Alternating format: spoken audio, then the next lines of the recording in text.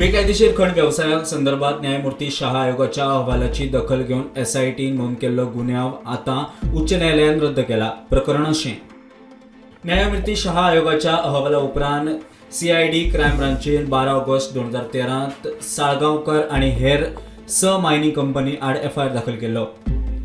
न्यायमूर्ती शाहचे अहवाला प्रमाण आयर्न ओर आणि मॅंगनीज धातू विशयी चौकशी करची म्हूण हायकोर्टाच्या डिव्हिजन बेंचान CIDक निर्देश दिले.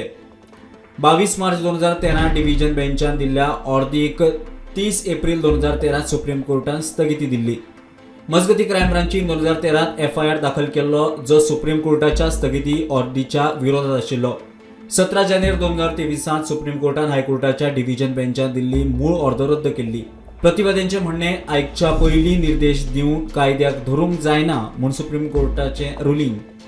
मजगती एखादो खटलो चलोवपाक चड कळाव जालो तपासान सुशेगाद आणि सुप्रीम कोर्टान दिल्ल्या निर्देशाचो विरोधाभास जाल्ल्या हायकोर्टान FIRची तड लायल्या.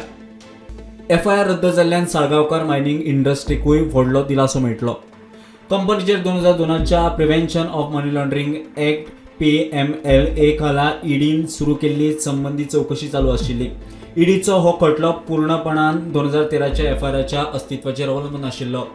आता FIR रद्द जाल्ल्यान त्या संबंधीत मनी लॉन्ड्रिंग चौकशी कितें जातली हो प्रश्न आसा.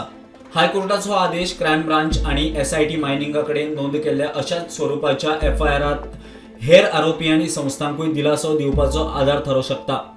हे अपील वा याचिकेचे सुप्रीम कोर्टान तड लायिल्ल्यान जस्टीस शाहाच्या रिपोर्टाक धरून कारवाय करूंक शकना अशें हायकोर्टान नमूद केला. प्रुडेंटा खातीर सिनियर रिपोर्टर मुकेश कुमार.